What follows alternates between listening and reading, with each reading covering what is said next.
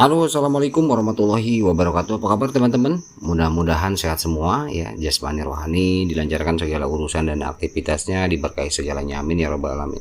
Baik teman-teman, to the point aja, langsung kita bahas tentang Core ya, atau Core ya, Core Coin.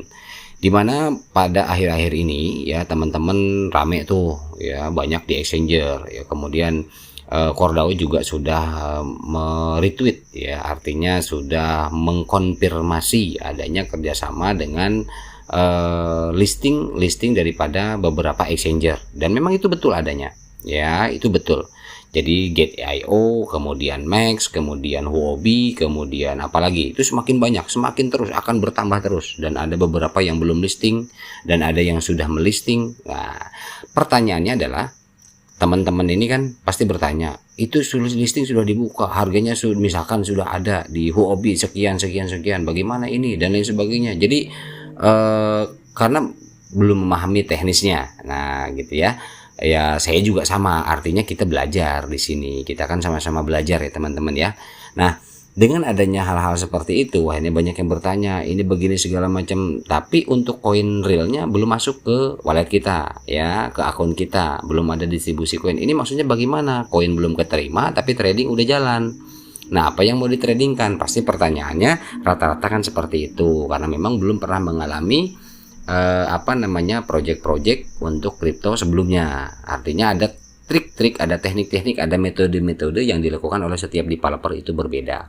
Nah, jadi berkaitan dengan hal itu, dengan perkembangan saat ini dan banyak mendukung daripada Core mainnetnya Core ya. Sebenarnya saya tadi sudah rekod di awal tentang cuitan-cuitan daripada Core, cuman memakan waktu. Saya pikir ya udah saya singkat dirangkum dengan perkataan saya ini. Artinya adalah ketidakpemahaman kita ini bagaimana sih sebetulnya, intinya kan itu. Karena teman-teman kalau untuk cuitan daripada Core baik itu di Discord, teman-teman kan bisa baca ya, bisa ditranslate apa sih maksudnya, artinya gitu kan, jadi bisa baca sendiri. Nah, namun yang lebih kepada teknis yang sudah terjadi saat ini, ketika setelah open mainnet ya, itu ada setiap project ini kan ada trik atau ada teknik yang dilakukan bagaimana supaya Core ini memiliki nilai ya, memiliki nilai yang luar biasa, tidak langsung dam,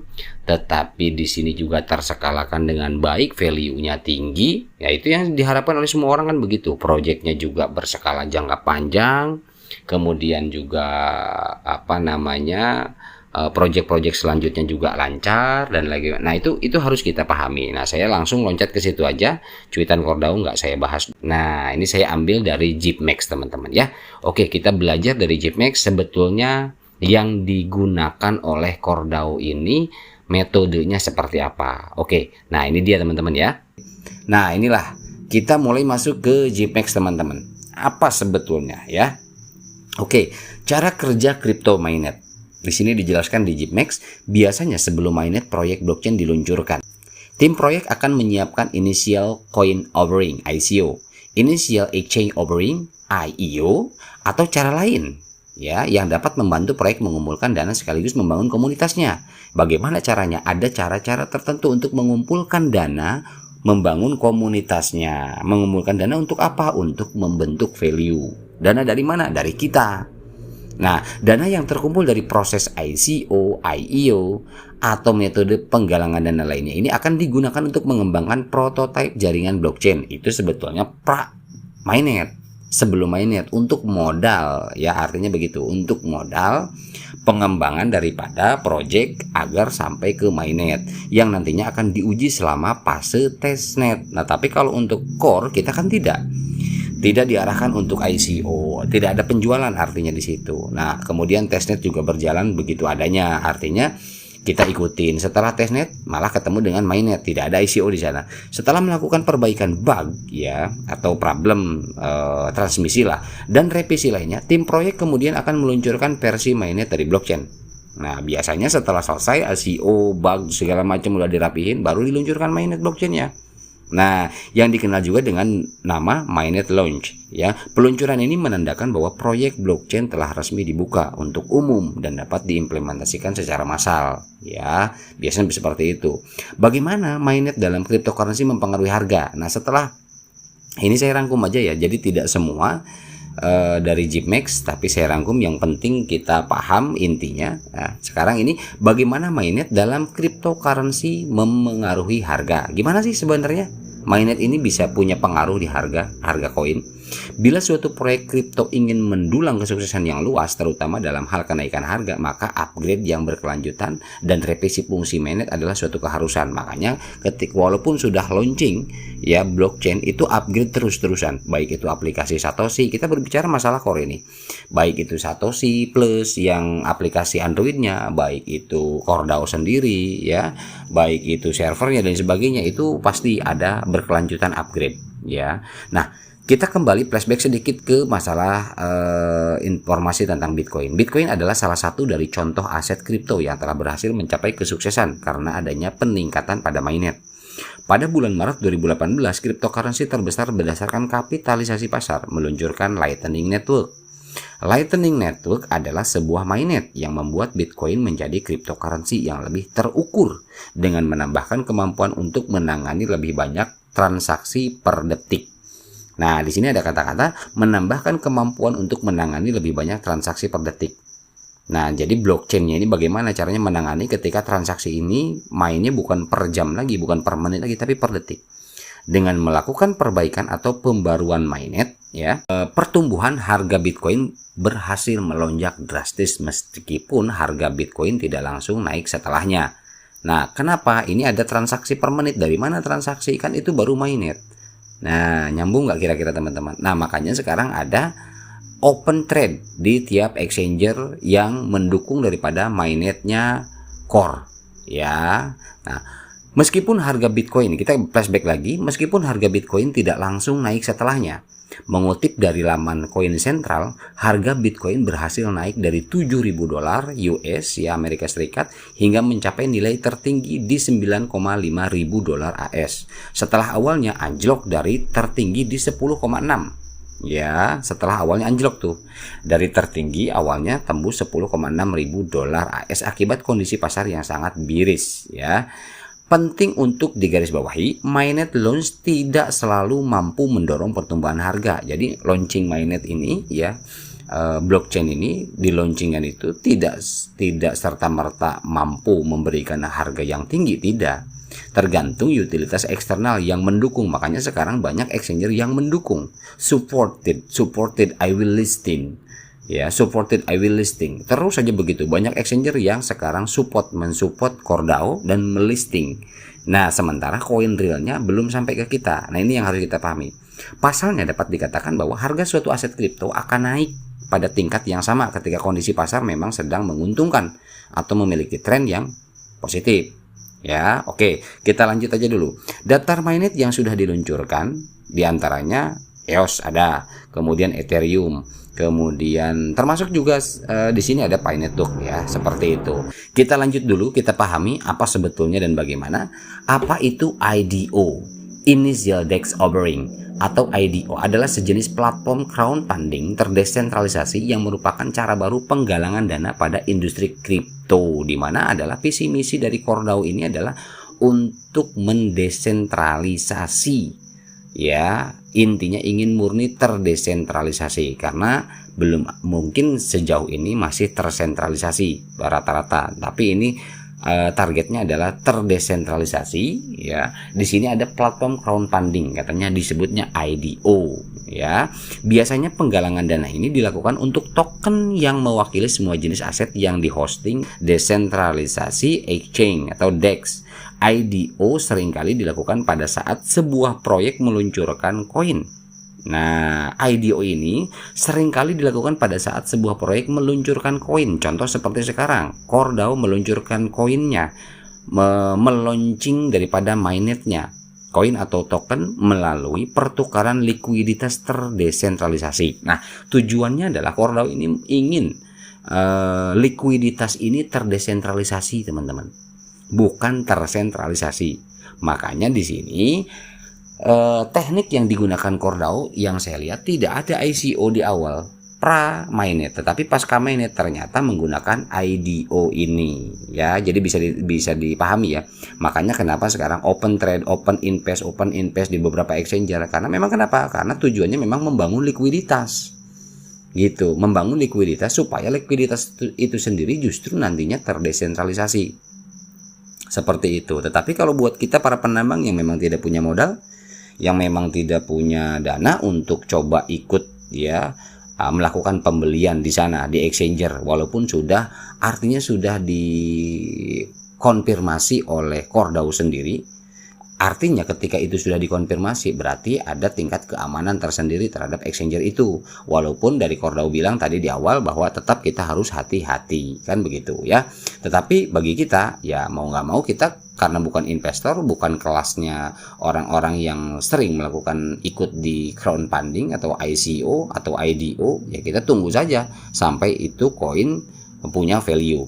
Strategi ini adalah jenis pertukaran aset kripto yang bergantung pada kumpulan likuiditas, di mana trader dapat menukar token.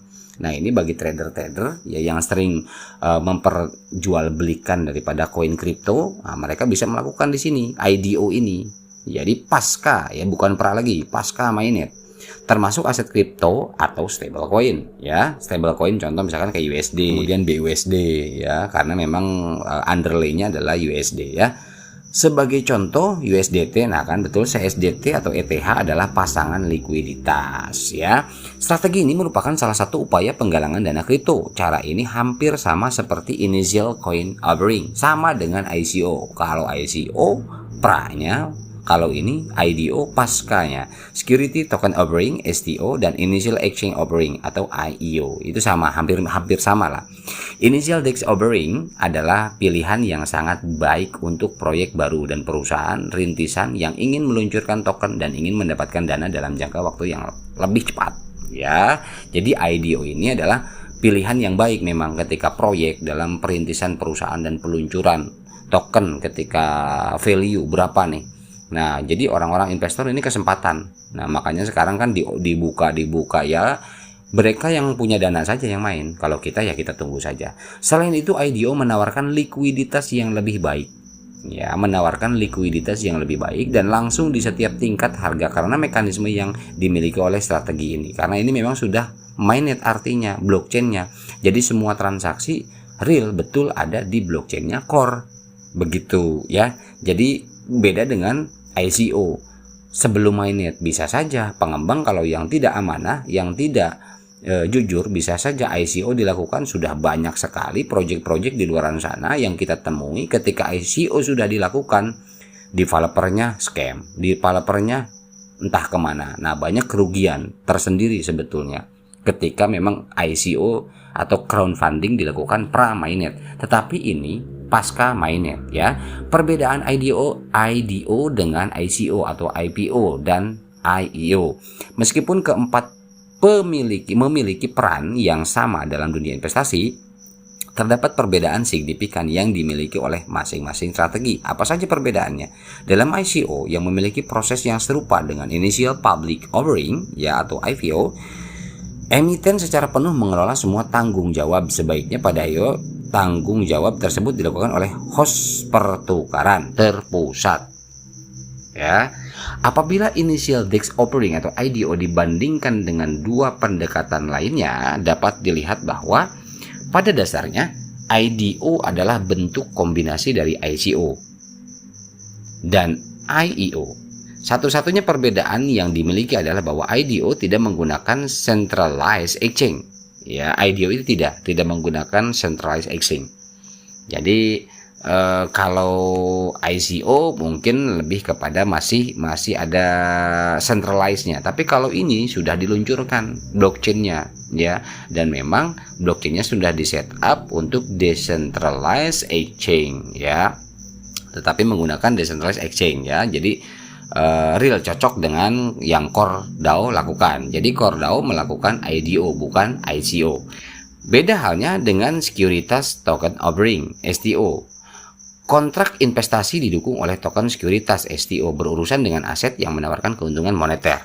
Ya, selain itu, STO mematuhi peraturan pemerintah biasanya kalau STO. Pada IDO masih belum ada regulasi yang ketat mengenai hal tersebut karena jelas ini desentralisasi. Makanya Kordao mengatakan dari awal adalah tidak berkompromi dengan peraturan. Nah, makanya yang dilakukan oleh oleh Kordao ini adalah IDO, teman-teman ya. Oke, namun pada initial exchange offering IEO terdapat banyak kesamaan dengan IDO. Bahkan dapat dikatakan bahwa IDO merupakan bentuk baru dari IEO. Pada keduanya organisasi dapat langsung menukarkan token kepada investor.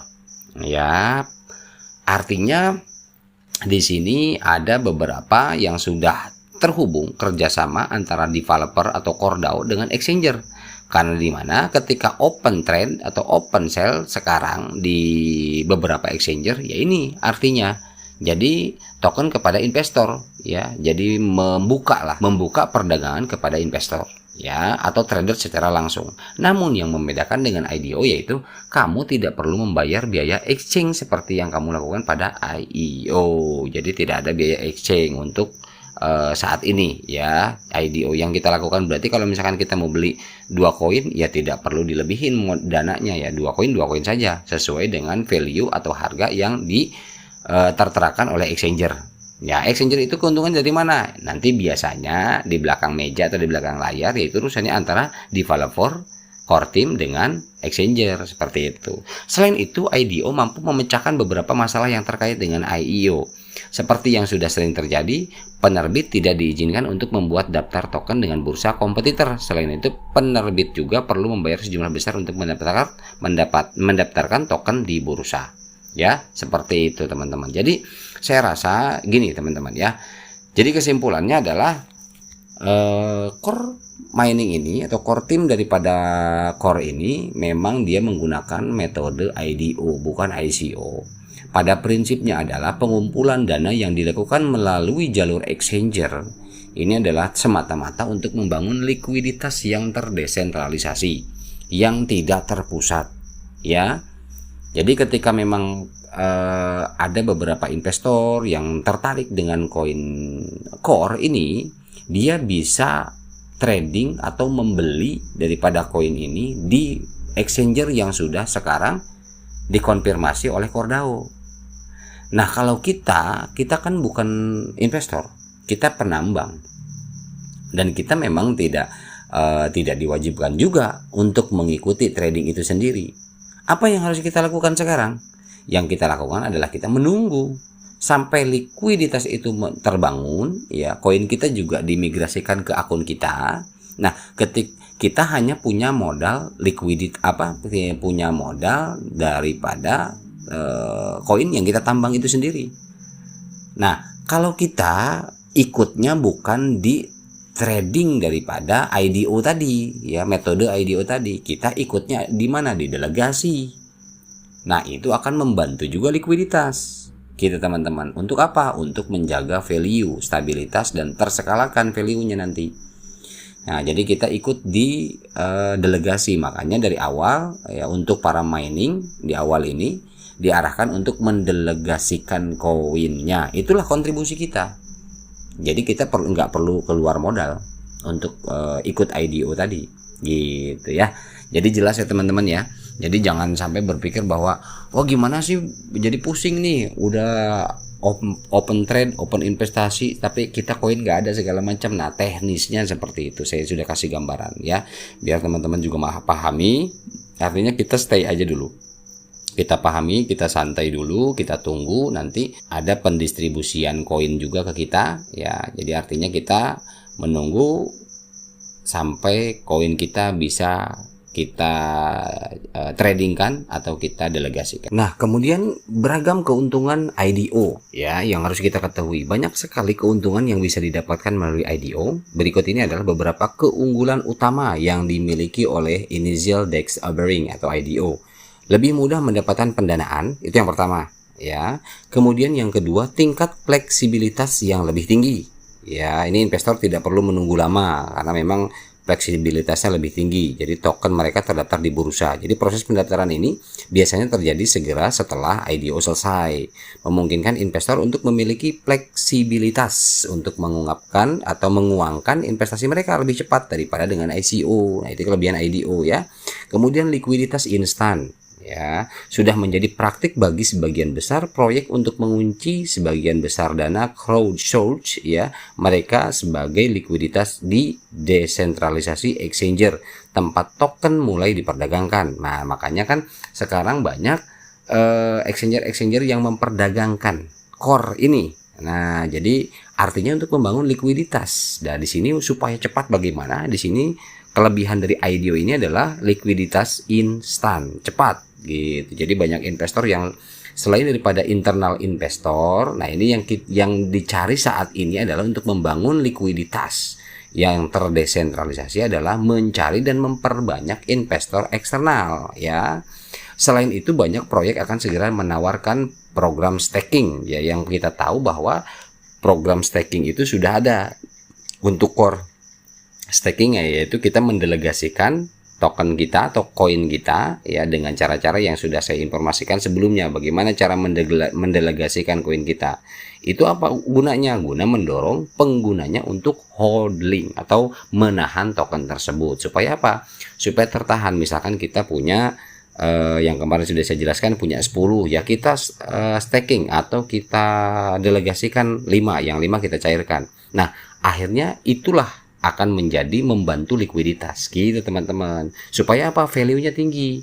Makanya jangan kalau ada koin ya, walaupun misalkan cuma 2 koin, yang satu kayak kita nggak rugi sama sekali, malah lebih untung gitu ya. Kalau misalkan cuma 0,9 atau 0,7, saya sih nyaranin udah staking aja seperti itu. Oke, kemudian kelebihannya apalagi? Transparansi, karena semuanya terjadi secara on-chain. Ya, on-chain itu adalah transaksinya semuanya ada di blockchain-nya core, sehingga kegiatan dapat dilacak dengan mudah oleh penggunanya. Selain itu, semua orang juga dapat memverifikasi kontrak token terlebih dahulu. Ya, jadi ada verifikasi token kontraknya dulu. Makanya nanti mungkin ke kita setiap penambang daripada core nanti ada kontrak yang baru untuk kita seolah-olah kita menandatangani lah, artinya begitu. Kemudian bagaimana cara investasi IDO ya? Bagaimana ini untuk investasi IDO? Untuk dapat berpartisipasi dalam IDO, kamu harus melewati proses yang bervariasi tergantung tahapan yang dimiliki oleh proyek tersebut. Namun terdapat beberapa persyaratan yang cenderung diikuti oleh sebagian besar proyek. Apa saja tahapan yang harus dilewati? Berikut daftarnya. Yang pertama, tahapannya adalah untuk kita investasi di IDO, bagi kita yang punya atau teman-teman atau di luar sana yang punya modal sebagai ingin menjadi investor eksternal, ya di sini melalui apa? KYC dulu. Ya, ada KYC ya. Kemudian sebagian besar IDO mewajibkan investor mereka untuk melakukan prosedur KYC sebagai mengizinkan mereka untuk berpartisipasi ya, KYC atau AML. Biasanya ini via email. Hal ini dilakukan karena KYC atau AML merupakan salah satu regulasi yang wajib dipatuhi oleh sebagian besar negara di dunia untuk menghindari potensi masalah legislatif. Hal ini dilakukan karena memang itu hal yang wajib, karena hal yang penting. Demi apa? Demi keamanan teman-teman, begitu ya. Kondisi tersebut juga yang menjadi alasan mengapa warga Amerika Serikat jarang diizinkan untuk berpartisipasi dalam IDO ya.